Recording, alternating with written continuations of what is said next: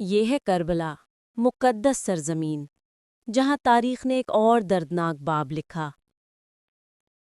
خلیجی جنگ کے بعد صدام کی فوج پیسپا ہوئی، عوام کے دلوں میں امید جاگی کہ شاید ظلم کا خاتمہ قریب ہے۔ 5 مارچ 1971 میں کربلا کے عوام نے بغاوت کا آغاز کیا۔ امام حسین اور حضرت عباس کے روضے مزاحمت کا مرکز بن گئے۔ لیکن صدام کی فوج ٹینکوں اور توپوں کے ساتھ کربلا پر ٹوٹ پڑی۔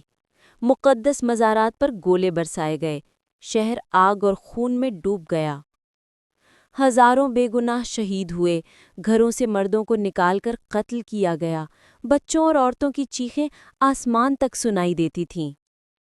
19 مارچ تک صدام کی فوج نے دوبارہ کربلا پر قبضہ کر لیا، لیکن مقدس روضے زخمی ہو چکے تھے اور یہ زخم آج بھی دلوں پر باقی ہیں۔